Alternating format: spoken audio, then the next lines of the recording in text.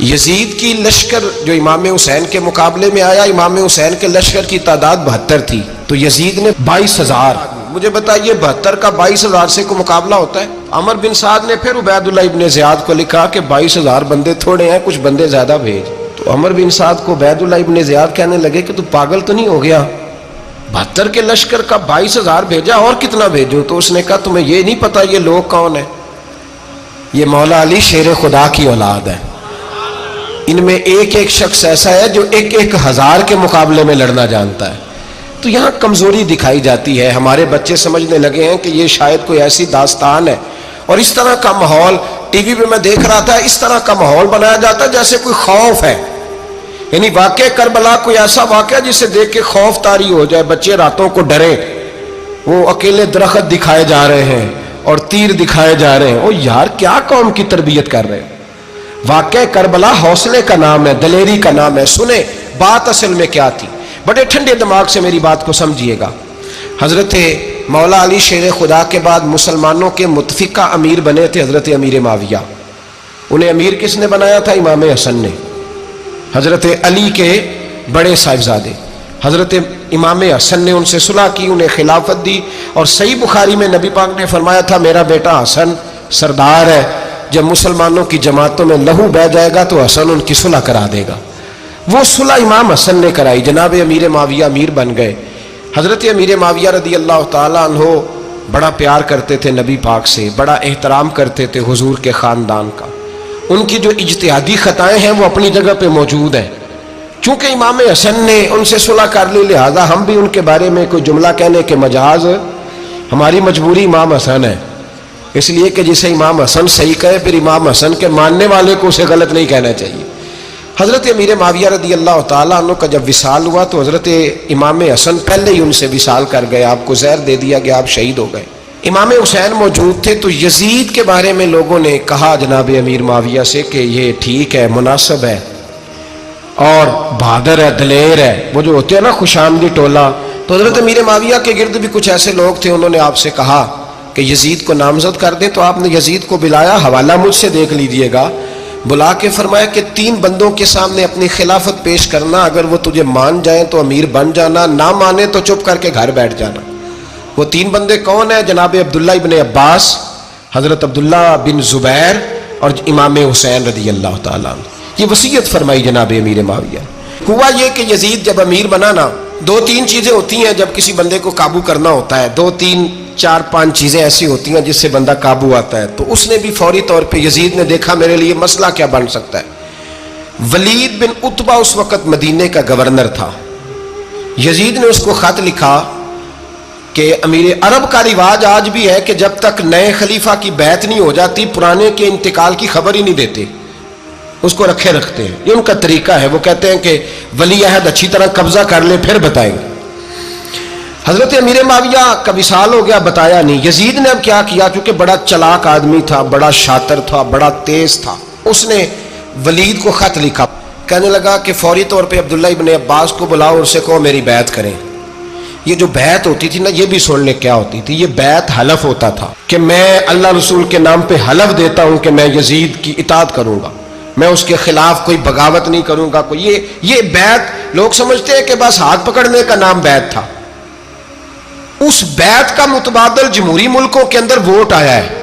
تو کہا بیعت کرے. حضرت عبداللہ ابن عباس کو بھی بلاؤ، عبداللہ بن زبیر کو بھی بلاؤ، امام حسین کو بھی بلاؤ. امام حسین آدھی رات کے وقت بیٹھے تھے مسجد نبوی میں، چونکہ 5 نمازوں کی آپ امامت کرتے. امام حسین نماز پڑھا کے عشاء کی بیٹھے تھے. جناب عبداللہ بن زبیر، عبداللہ بن زبیر کون تھے؟ یہ نبی پاک صلی اللہ علیہ وسلم کی پھوپھی پوتے تھے اور جناب صدیق اکبر کے نواسے تھے حضرت عبداللہ بن زبیر. اور جناب زبیر بن عوام عشرہ مبشرہ صحابی ہیں، ان کے بیٹے تھے.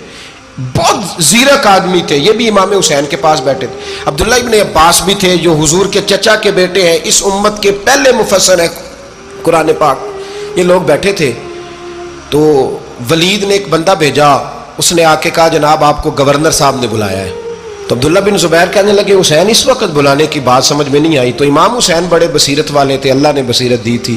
کہنے لگے عبداللہ آپ کو سمجھ نہیں آئی، مجھے سمجھ آ گئی ہے، امیر معاویہ وصال کر گئے اور یہ ہمیں جو بلایا گیا ہے نا، یہ یزید کی بیعت کے لیے بلایا گیا ہے.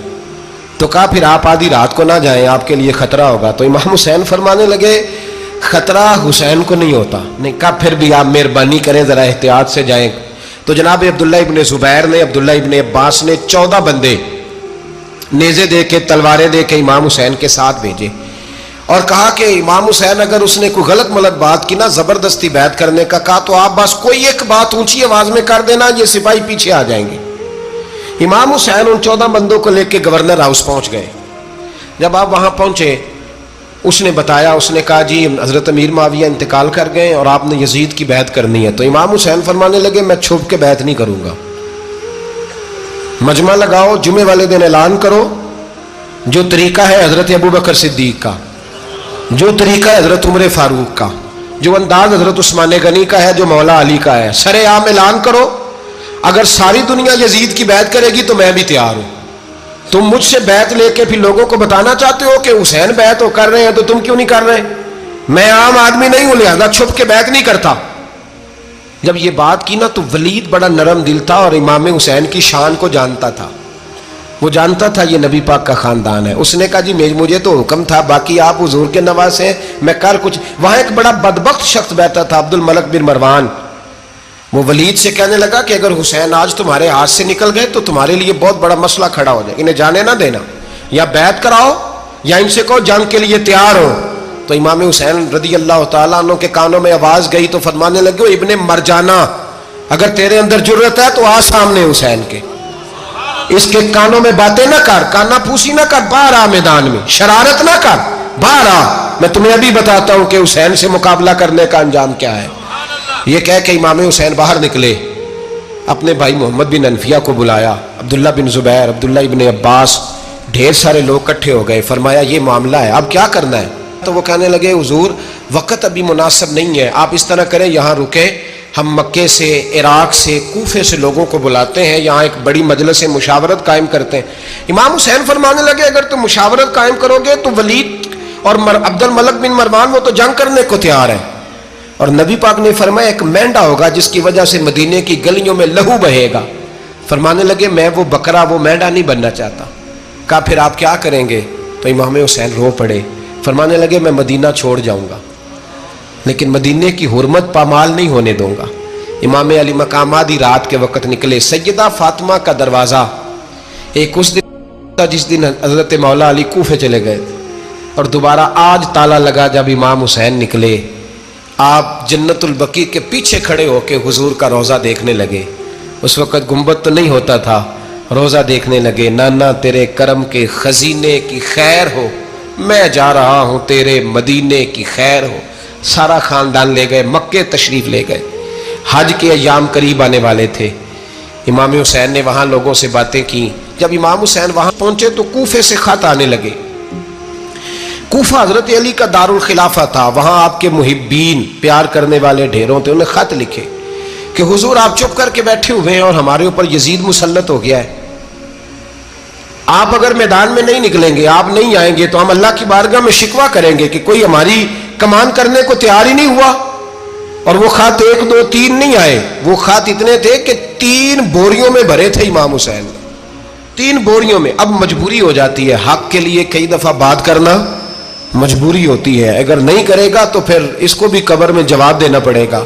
امام علی مقام رضی اللہ تعالیٰ عنہ نے مکے میں اب لوگوں کو جمع کیا مشورے کے لیے۔ ہر بندے نے کہا حضور وہ بلا تو رہے ہیں پر اپنے وعدوں کے پکے۔ کہا حضور وہ پکے نہیں، آپ نہ جائیں۔ ہر بندے نے کہا حالات ٹھیک نہیں، حالات گراؤنڈ ریالٹی صحیح نہیں، یہی مشورہ آج بھی ہر بندہ دیتا ہے، ابھی حالات نہیں۔ اتنے خراب حالات کبھی نہیں ہوئے تھے جتنے امام حسین کے دور میں تھے، لیکن فرمایا میں دین کے خلاف غلط حکمران کو مسلط ہونے کی اجازت، بول کے بتائیے، بول کے، غلط حکمران کو مسلط ہونے کی اجازت، مزاحمت کروں گا، مخالفت کروں گا۔ امام کہنے لگے کوئی بات نہیں، وہ میرے ساتھ چلے نہ چلے لیکن میں کوفے جاؤں گا، وہ لوگ میرے ساتھ کھڑا ہونے کو تیار ہے تو وہ جھوٹ ہے یا سچ ہے پر میں چلوں گا۔ جب امام علی مقام نے اصرار فرمایا تو جو آپ کے قریبی صحابہ کرام کی اولادیں تھی ساری، یہ بھی اب بیماری ہے، کچھ لوگ کہتے ہیں جی صحابہ نہیں ساتھ چلے، تو میں کہتا ہوں اہل بیت نبوت کے تو کل افراد 21 تھے، تو 72 میں باقی اولادیں کس کی تھی؟ وہ ساری صحابہ کی اولادیں تھیں، وہ سارے. پتہ نہیں کیوں اس طرح کا فلسفہ بیان کیا جاتا ہے جس میں حالات خراب ہو. حضرت سیدنا امام علی مقام کو جب بہت زیادہ کہا گیا نا تو امام حسین رضی اللہ تعالیٰ انہوں نے فرمایا چلو میں ایک کام کرتا ہوں، مسلم بن عقیل کو بھیجتا ہوں. حضرت علی کے بھتیجے ہیں، امام حسین رضی اللہ تعالیٰ عنہ کے چچا کے بیٹے ہیں، حضرت عقیل کے صاحبزادے مسلم بن عقیل. بڑے سمجھدار آدمی تھے، معاملہ فہم تھے، بڑے جری تھے. اتنا زبردست مشورہ کم لوگ دیتے ہیں جتنا حضرت مسلم بن عقیل دیتے تھے. ان کو بھیجا گیا کوفے. اب اس میں بڑی تفصیل ہے، وہ اپنے 2 بچے بھی لے گئے. جب وہ کوفے پہنچے نا تو کوفے پر جناب نعمان بن بشیر کی حکومت تھی. آپ گورنر تھے اور اہل بیت سے بڑی عقیدت رکھنے والے، نرم رویہ. عبید اللہ ابن زیاد کوفے کا گورنر نہیں تھا، یہ کسی اور علاقے کا تھا. جب آپ وہاں پہنچے تو نعمان بن بشیر نے دیکھا کہ حضرت مسلم بن عقیل آئے ہیں تو لوگ دوڑے ان کی بیعت کرنے، بھاگے. اتنے لوگ جمع ہوئے کہ ایک دن میں 17,000 آدمی نے بیعت کر لی. کتنے بندے جی؟ 17,000 آدمی ایک دن آیا. اب وہ جو امام مسلم بن عقیل کے وہاں نعرے لگانے والے تھے کہنے لگے حضور یہ پہلے دن کی کارکردگی ہے، 2-4 دن میں دیکھیے کیا ہوتا ہے. 2-4 دن میں کیا ہوا؟ 40,000 آدمی نے بیعت کر لی. اب وہ 40,000 بندہ تیار ہو گیا. ادھر سے جو یزید کے وفادار تھے انہوں نے خط لکھا یزید کو کہ تو نے بڑا نرم آدمی گورنر بنایا ہے اور 40,000 بندہ چلا گیا حسین کی طرف. اگر ایک دن مسلم بن عقیل اور رہے تو جو تمہارا گورنر بیٹھے ہیں نا جناب نعمان بن بشیر، ان کو گورنر ہاؤس سے نکال کے مسلم بن عقیل قبضہ کر لیں گے. تو چپ کر کے بیٹھا ہے. یزید بڑا تیز تھا، اس نے ایک آدمی گھوڑے پہ دوڑایا. عبید اللہ ابن زیاد ایک اور علاقے کا گورنر تھا پر بڑا ظالم سا بدماش تھا، بڑا سخت گیر آدمی تھا. اس کو کہا کہ تو پہلے ایک صوبے کا گورنر ہے، جا تجھے دوسرا صوبہ بھی دیا. اس طرح کار فوری طور پہ کوفے پہنچ اور جا کے مسلم بن عقیل کو گرفتار کر، جو آدمی ان کا ساتھ پھر بھی دے اسے قتل کر دے. اس نے کیا کیا؟ وہ آدھی رات کو آیا، منہ چھپایا، جبہ پہنا. لوگ سمجھے امام حسین آ گئے. بہت سارے لوگوں نے اس کے نعرے بھی لگائے. وہ چپکے سے داخل ہوا اندر اور چپکے سے داخل ہو کے اس نے سب سے پہلا کام یہ کیا کہ نعمان بن بشیر رضی اللہ عنہ کو معزول کیا، کوفے کے گورنر ہاؤس پہ قبضہ کیا. پھر اس نے اسی وقت سوئے ہوئے سرکردہ لوگ، جس طرح ایک گاؤں کا چودھری دوسرے کا محلے میں قبیلوں کے جو لوگ تھے چودھریوں کو بلایا، کچھ کو سزائیں دیں، کچھ کو سخت کہا، کچھ کو ان کے عیب گنوائے کہ وہ تمہارا فلانا مسئلہ پھر خراب کر دوں گا، بلیک میل کیا. صبح ہونے تک حالات اگر تم نے میرے قابو میں نہ کیے تو یاد رکھنا بڑا مشکل ہوتا ہے حق پہ کھڑا ہونا. بڑی چیزیں لوگوں کو یاد آتی ہیں، اللہ جانتا ہے. پہلے کچھ ہوتا ہے، بعد میں معاملہ کچھ ہوتا ہے. حضرت مسلم بن عقیل کے ساتھ جس دن عبید اللہ ابن زیاد آیا 40,000 کا لشکر تھا. اگلے دن صبح ہوئی، اگلے دن تو یہ حال ہو گیا کہ آپ جب کوفے کی جامع مسجد میں زور کی نماز کے لیے گئے تو 5-7 ہزار آدمی نماز پڑھنے آیا. اور جب مغرب کا وقت آیا تو لوگوں نے چند ہزار لوگ رہ گئے، نماز کی نیت باندھی. توجہ کرنا میری بات پہ، ایک مسئلہ بھی سمجھ میں آئے گا. لوگوں نے نماز کی نیت باندھی تو حضرت مسلم بن عقیل امامت کر رہے ہیں، ہاتھ باندھے ہوئے ہیں. تو بہت سارے لوگوں نے پیچھے ہاتھ چھوڑ دیے. ایک بندے نے دوسرے سے پوچھا وہ ہاتھ کیوں نہیں باندھتے؟ کہنے لگے اگر عبید اللہ ابن زیاد کے کسی بندے نے دیکھ لیا نا تو ہم اسے کہیں گے ہم تو نماز پڑھ ہی نہیں رہے تھے، ویسے ہی کھڑے تھے، ہاتھ ہی نہیں باندھے سرے سے. جب نماز کی امامت باندھی تو 10-11 صفیں تھیں. جب مسلم بن عقیل رضی اللہ تعالیٰ نے سلام پھیرا تو پیچھے بندہ ہی کوئی نہیں تھا. حضرت مسلم بن عقیل کو گرفتار کیا گیا. عرب کا رواج تھا دشمن کو سخت سزا دیں تاکہ باعث عبرت بنے. بہت اونچا مینار تھا کوفے کا گورنر ہاؤس کا، اوپر لے جا کے جناب مسلم بن عقیل کو زمین پہ گرایا گیا. اور جب وہ شہید ہو گئے تو شہید ہونے سے ایک رات پہلے وہ خط لکھ چکے تھے امام حسین کو کہ آپ آ جائیں، حالات بڑے اچھے ہیں. خط ملا تو امام حسین مکے سے کوفے کی جانب چل پڑے. امام علی مقام رضی اللہ تعالیٰ عنہ جب چل پڑے تشریف لا رہے تھے تو رستے میں فرزق شاعر ملا، بڑا محب اہل بیت تھا. رستے میں ملاقات ہوئی، اللہ اکبر. حضرت مسلم بن عقیل جب گرایا شہید ہو گئے تو پھر اس نے اس طرح کیا کہ آپ کی لاش کو لٹکا دیا چوک میں. لوگ دیکھتے تھے تو عورتیں بچوں کو کہتی تھی تو نے باہر نہیں نکلنا, ہم نے نہیں امام حسین کے ساتھ چلنا, بس بڑا خوف ہے, کوئی بندہ نہ باہر نکلے, کوئی نہیں ضرورت ہمیں, حالات بہتر ہوگی تو دیکھی جائے گی. آج کتنے لوگ ہیں, کتنی دیگیں پکی, کتنی نیازیں بٹی, کیا کچھ ہوا. آپ ناراض نہ ہونا, میں آپ میں سے ہوں, آپ مجھ سے ہیں, یہ بات آپ کی نہیں میری سب کی ہے. آج بھی اگر امام حسین کے نام پہ جان دینے کی باری آئے گی تو دیگیں ہی رہ جائیں گی. ناراض تو نہیں ہو گئے آپ لوگ؟ فٹافٹ مائیں کہیں گی باہر دی جانا, بالکل پتر سانو کی لگے, سارا دن کوئی ہمارے لیے. وہ پیر صاحب تو کرتے رہتے ہیں باتیں, ان کا تو کام ہے, خبردار ہم نے نہیں جانا. دیگیں دینے کو سارے تیار ہیں, جانے دینے کو تیار ہونا. ناراض ہو گئے آپ لوگ؟ چلو کوئی نہیں, ہو جاؤ, خیر صلی اللہ ہے, بات تو ٹھیک کر رہا ہوں نا. حضرت امام حسین رضی اللہ تعالیٰ عنہ نے فرزق شاہ رستے میں ملا تو امام حسین کو کہنے لگا کہاں جا رہے ہیں؟ فرمایا میں کوفے جا رہا ہوں. کہنے لگا حضور نہ جائیے گا, لوگوں کے دل آپ کے ساتھ ہیں, تلواریں آپ کے ساتھ نہیں. سیدنا امام حسین رضی اللہ تعالیٰ عنہ کو آ کے کہا حضور وہ سارے کوفے والے مانتے ہیں کہ بات حسین کی ٹھیک ہے لیکن آپ کی سپورٹ نہیں کریں گے. اور اگلی بات فرزق نے یہ کی کہ حضور میں حضرت مسلم بن عقیل کی لاش کو لٹکی ہوئی دیکھ کے آیا ہوں کوفے کے چوک میں. بڑا ہی خوبصورت فکرہ ہے امام حسین کا. فرمانے لگے میرا بھائی لٹکا ہوا تھا, کہیں کسی کے آگے جھکا تو نہیں تھا؟ لٹکا ہی تھا نا, کہیں جھکا تو نہیں کسی کے آگے؟ کہا حضور نہیں. تو آپ فرمانے لگے اگر مسلم بن عقیل لٹک گیا تو حسین بھی لٹک جائے گا, لیکن جھکے گا. حضرت امام حسین تشریف لائے, بچوں سمیت آئے. حر بن یزید ایک شخص تھا. حر بن یزید ایک مختصر سا لشکر لے کے اس نے امام حسین کو ایک جگہ پہ روکا, پھر دوسری جگہ پہ روکا, بالآخر تیسری جگہ پہ روکا. تو امام حسین نے فرمایا جگہ کون سی ہے؟ کہا حضور کرب و بلا. فرمایا بس یہی خیمے لگا دو, یہی. حضرت سیدہ زینب نے پوچھا امام حسین سے کہ سارے زمانے نے روکا ہے, ٹھیک ہے آپ حق پہ ہیں, یہ بھی سب نے کہا آپ حق پہ ہیں, پر روکا بھی سب نے, آپ روکے کیوں نہیں؟ تو ابن کثیر اور ابن اسیر لکھتے ہیں کہ امام حسین رو پڑے, کہنے لگے بہن میں رک جاتا پر میں نے رات کو نانا مصطفیٰ کو خواب میں دیکھا ہے. تو حضور نے فرمایا حسین اگر آج یہ رواج پڑ گیا نا یزید جیسے لوگوں کا تو قیامت تک پڑا رہے گا. پھر لوگ کہیں گے کوئی نکلا نہیں تھا تو ہمیں بھی نکلنا. پھر لوگ ظالموں کے سامنے گردنیں جھکانے کے عادی ہو جائیں. میں کہتا رہتا ہوں, کہہ رہا ہوں, کربلا کی جنگ کفر اسلام کی جنگ نہیں, کفر اسلام کی جنگ نہیں کربلا کی. کیونکہ یزید تو بڑا پکا نمازی تھا, خطبہ دیتا تھا. وہ تو جب امام حسین رضی اللہ تعالیٰ عنہ نے کربلا کے میدان میں جمعے کا دن تھا تو یزید کے سامنے کو بات کرنی شروع کی, عمر بن سعد کے سامنے. تو عمر بن سعد کہنے لگا حسین زیادہ باتیں نہ کر, ہمارا جمعہ لیٹ ہو رہا ہے, جنگ کے لیے تیار ہو, فٹافٹ آ. اہل بیت نبوت کو قتل کریں گے اور قتل کے بعد پھر نماز پڑھیں گے اور پھر کہیں گے اللہم صلی علی محمد وعلی آل محمد, اسی نماز میں پھر درود بھی پڑھیں گے.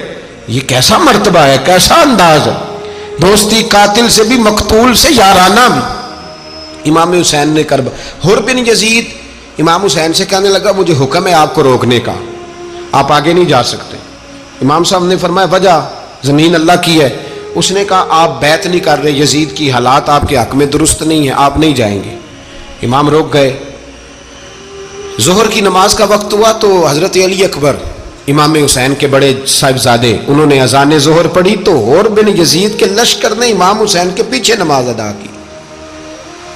کہا بھئی تم مقابلے میں آئے ہو, نماز پیچھے پڑھتے ہو؟ کہا حضور مقابلہ تو تلواروں سے کر رہے ہیں پر ہمارا دل تو مانتا ہے نا کہ مصطفیٰ کا نواسہ بڑی شان والا ہے. حر بن یزید نے 3 نمازیں لشکر سمیت امام حسین کے پیچھے پڑھی ہیں, 3 نمازیں, ظہر عصر اور مغرب. پھر امام حسین کے سامنے شرائط پیش کی کہ آپ کو یہاں گھیر لیا گیا ہے, یہاں آپ بیعت کریں گے, یہاں جنگ کریں گے, 2 ہی باتیں.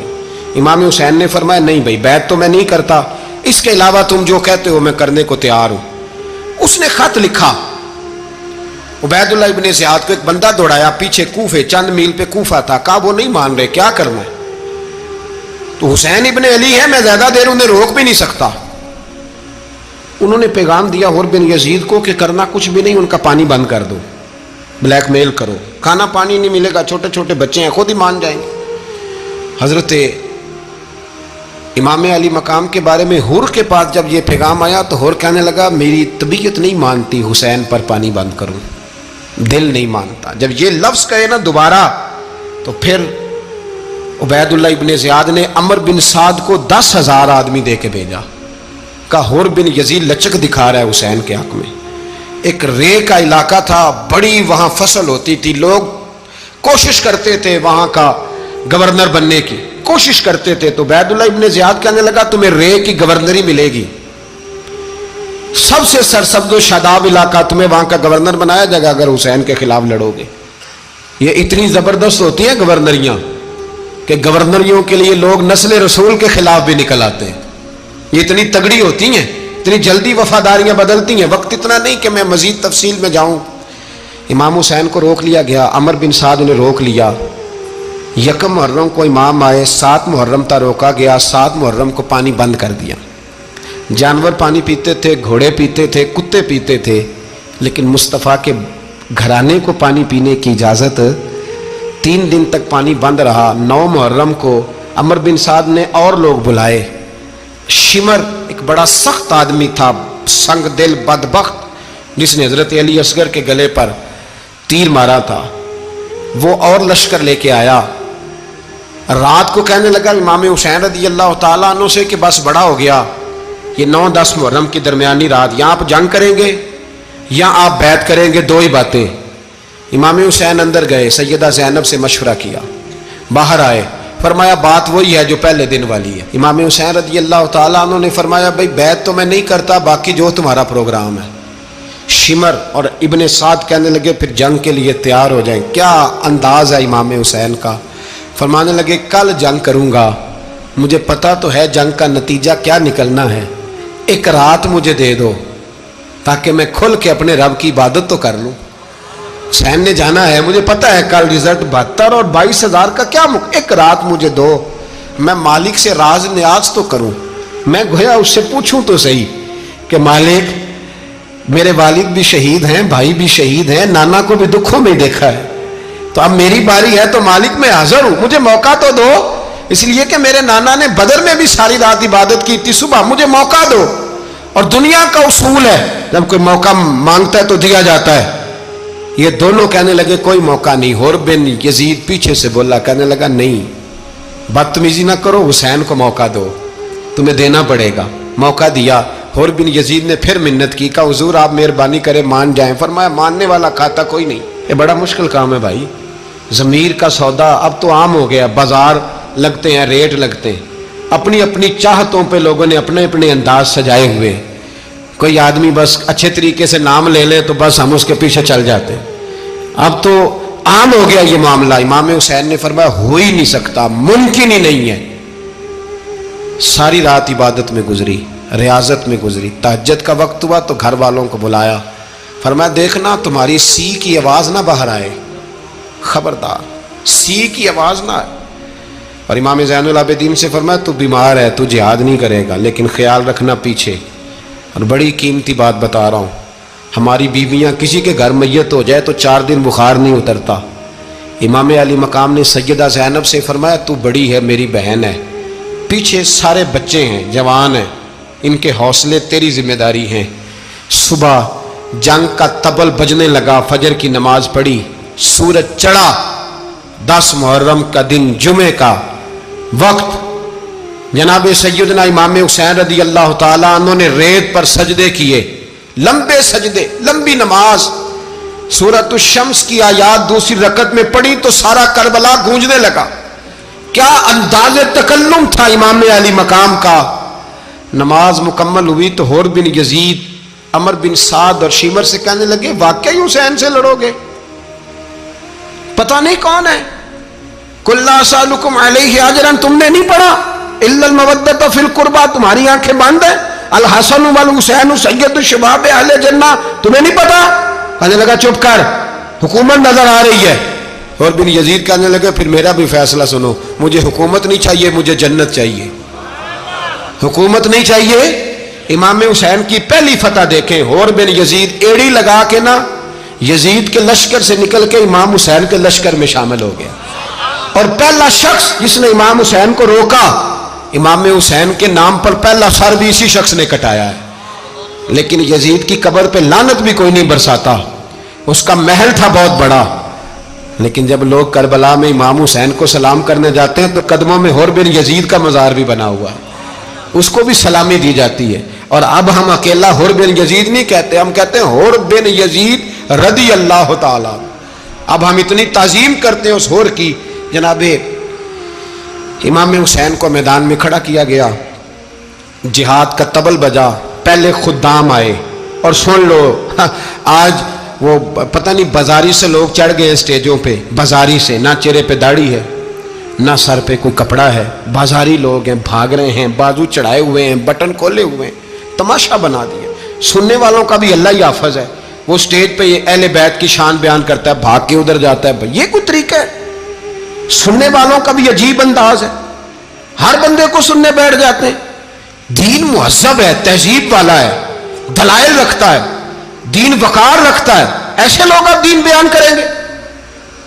हजरत सैयदना इमाम हुसैन रज़ी अल्लाह ताला अन्हु सुबह जब जिहाद का वक्त आया, पता है कौन कौन थे करबला में? इमाम हुसैन के साथ इमाम हुसैन के 4 भाई थे करबला में। कितने? बोल के बताएं। हजरत अली के 4 बेटे, अब्बास बिन अली, जिनको हजरत अब्बास कहा जाता है ना, अलमदार, ये हजरत अली की दूसरी जोजा में से। अब्बास बिन अली भी थे और अबू बकर बिन अली भी थे, उमर बिन अली भी थे, उस्मान बिन, ये हजरत अली के बच्चों के नाम हैं। ये आपके शहजादे इमाम हुसैन के साथ शहीद हुए। इनका नाम सिर्फ इसलिए नहीं लिया जाता कि इनका नाम खुलाफाए सलासा के नाम पे, हजरत अली ने अपने यारों के नाम पे रखा है, तो तुमने करबला के मैदान से खारिज कर दिया। ये तीनों शहजादे हजरत जनाब सैयदना इमाम हुसैन के साथ थे, ये भी शहीद हुए। हजरत जनाब ज़ैनब इमाम हुसैन की सगी बहन है, इनके 2 बच्चे थे, औन और मोहम्मद। जब इमाम हुसैन मैदान में जाने लगे तो जनाब ज़ैनब बच्चों से कहने लगी, ना पहले भाई नहीं जाएगा, पहले भांजे जाएंगे। 2 बच्चे शहीद हुए। हजरत कासिम बिन हसन इमाम हसन के बेटे थे, वो जब मैदान में जाने लगे तो इमाम हुसैन ने कहा, नहीं भाई तू नहीं जाएगा, तू मेरे भाई की निशानी है, मैं जाऊंगा। तो हजरत कासिम बिन हसन ने एक तावीज़ खोल के दिया। अब्बा जी, मेरे वालिद ने कहा था जब बड़ी मुश्किल आ जाए तो तावीज़ खोल के देखना, तो आज बड़ी मुश्किल आई है तो मैंने तावीज़ खोला है, तो ये देखें क्या लिखा है। ये तो रुका है, तावीज़ है ही नहीं। जब खोल के देखा तो उस पर लिखा था, कासिम अगर हुसैन पे कोई कड़ा वक्त आ जाए तो बैठ के आगे आगे रहना, अगर कड़ा वक्त मेरे भाई पे कभी आ जाए ना, देखना इसके आगे आगे चलना, इसे हसन की कमी ना महसूस हो। भाइयां जिहा साख नहीं कोई जे विच खार ना होवे। सैयदना इमाम हुसैन पहली दफ़ा करबला में उस वक़्त रोए जब ये रुका, आपने देखा तो फरमाया, ठीक है, अगर हसन की ये वसीयत है तो मैंने ज़िंदगी में अगर उनकी हर बात मानी है, अब भी मानूंगा, तुम्हें इजाज़त है। जनाब कासिम बिन हसन 16 साल का जवान जब मैदान में निकले तो हाय हाय पता नहीं कहाँ से आ गई है। इमाम कासिम बिन हसन जब मैदान में निकले तो तबरी से लेकर अल्लामा अबुल हसनात साहब सबको पढ़ के तो देखो, 3 दिन की प्यास है, शदीद आजमाइश है, दुख है, तकलीफें हैं, फिर भी पहली दफा जब मैदान में गए हैं, वापस आए हैं, 19 लोगों को कत्ल करके वापस आए। सुनाओ किस्सा खैबर को, तमामी अपने बच्चों को। अली की दास्तां सुन के दिलों से डर निकलता है, अली की दास्तां सुन के दिलों से, ये जो बच्चे डर रहे हैं ना, वो चिमगादड़ आ गई, काकरोच आ गया, ये खौफ निकल जाएगा अगर हजरत कासिम बिन हसन की बात सुनेंगे। दर्जनों लोग आपने कत्ल किए। एक दफा आए, कहा चाचा यजीद का लश्कर तो बड़ा ही बुज़दिल है, अगर चंद कतरे पानी मेरे हलक से गुजरे तो मैं सारे काट के ले आऊंगा आपके पास, चंद कतरे।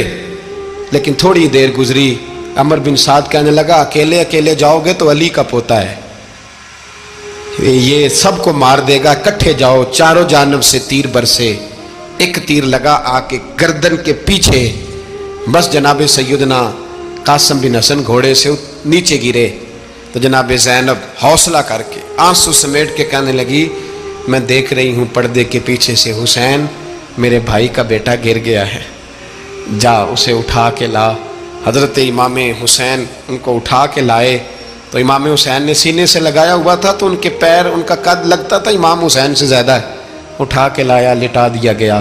امام حسین کے اپنے بڑے بیٹے میدان میں نکلنے کو، علی اکبر نام ہے، جب جن لوگوں نے حضور کو نہیں دیکھا تھا وہ جب کہتے نا ہم نے نبی پاک کا دیدار نہیں کیا تو بتاؤ کس طرح کے تھے، تو بتایا جاتا تھا کہ جناب علی اکبر کا دیدار کرو، ہم شبیہ مصطفیٰ۔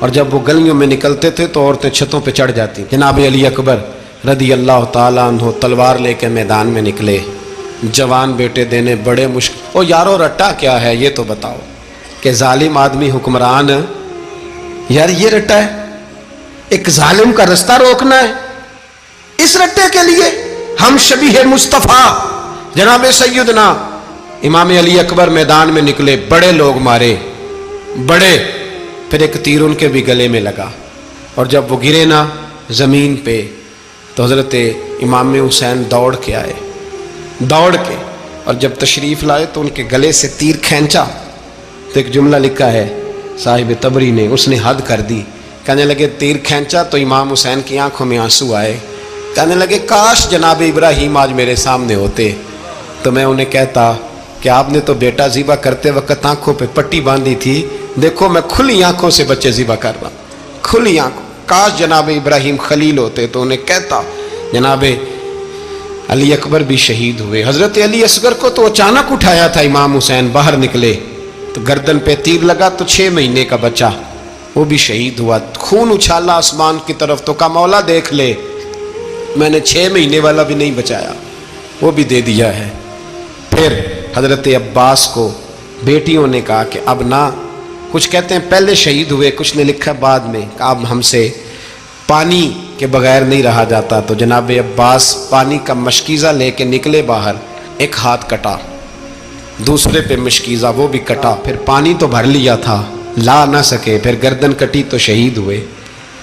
بچوں کی بھی شہادت ہوئی، پر جب ان کا لاشا اٹھایا تو امام حسین کہنے لگے مولا اب نہ حسین کی کمر کمزور ہو گئی ہے، اب کمزور ہو، اور بھائی ایک میت ہو جائے تو 4-5 دن تو پوری آنکھیں نہیں کھلتی، کیسا جری خاندان ہے۔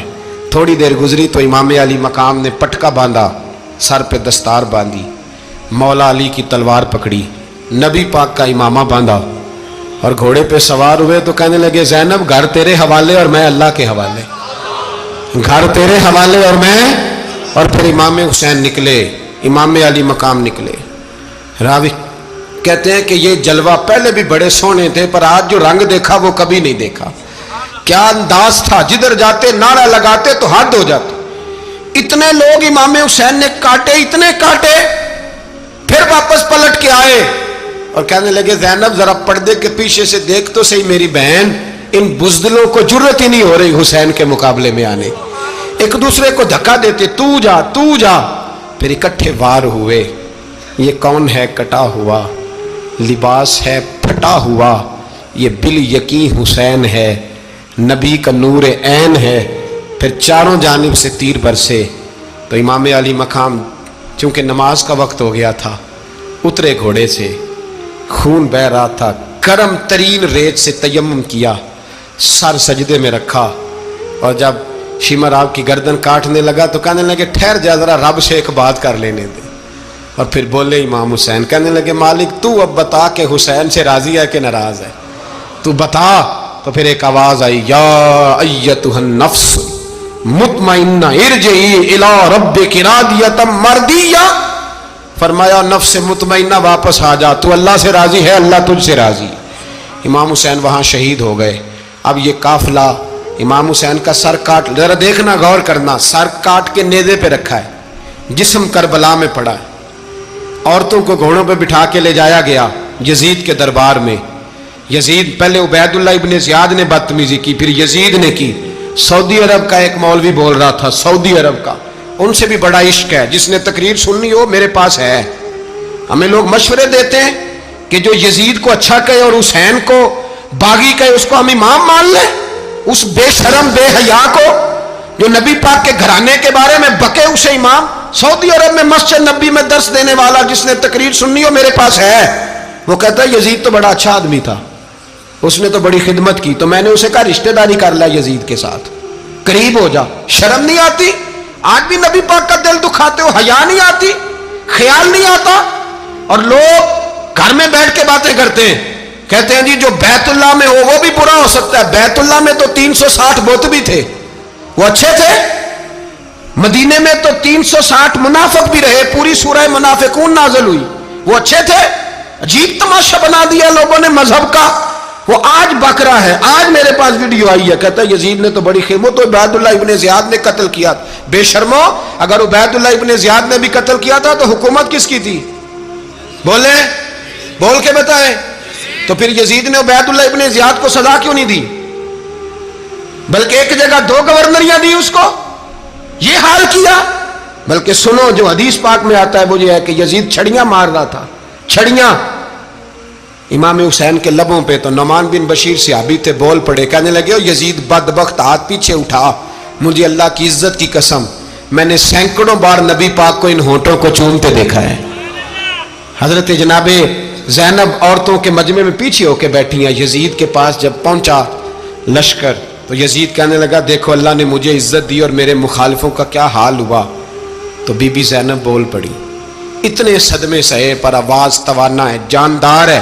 حضرت سیدہ زینب نے جب سنا نا کہ یہ کہہ رہا ہے کہ مجھے اللہ نے عزت دی، تو جناب زینب بولی، نعمان بن بشیر کہتے ہیں بی بی بولی، اتنے صدمے ہیں پر جناب زینب بولی اللہ اکبر، اس انداز میں بولی کہ پہلے قرآن مجید کی آیت پڑھی، کہنے لگی وَتُعِزُّ مَن تَشَاءُ وَتُذِلُّ مَن تَشَاءُ بِيَدِكَ الْخَيْرُ إِنَّكَ عَلَىٰ كُلِّ شَيْءٍ قَدِيرٌ۔ اور پھر کہنے لگی یزید تو بکتا ہے، کہتا ہے کہ تو عزت والا ہو گیا، یہ تیری حکومت ہے، 4 دن گزرنے دے، تجھ پہ کوئی لعنت بھی نہیں برسائے گا، اور میرے بھائی کا قیامت تک ممبروں میں اور خطبوں میں ذکر ہوا کرے گا، وقت گزرنے دے۔ جب جناب بی بی زینب بول رہی تھی تو حضور کے ایک نابینا صحابی پاس بیٹھے تھے، جناب نعمان بن بشیر کا ہاتھ ہلایا، ہلا کے کہنے لگے کیا علی آ گئے؟ تو علی کی آواز لگتی ہے، جبریل امی بول رہے ہوں جیسے، حکمت کے گوہر رول رہے ہوں جیسے، دربار دمشق میں بی بی زینب کا خطاب، منبر پہ علی بول رہے ہوں جیسے۔ میرے بھائی بس کربلا والا قافلہ تو مدینے پہنچ گیا، 3 سال یزید نے حکومت کی، شرابیں عام ہو گئیں، مکے پہ حملہ ہوا، خانہ کعبہ کا غلاف جلا، مدینے پہ اس نے حملہ کیا، 3 دن مسجد نبوی میں اس نے گھوڑے باندھے، مسجد نبوی میں صحابہ کو نکال کے اپنا اس نے امام مقرر کیا، لیکن پھر امت نے اسے قبول نہ کیا، پھر وہ رسوا ہوا اور آج تک وہ رسوا ہے۔ لیکن امام حسین کا نام کل بھی زندہ تھا اور آج بھی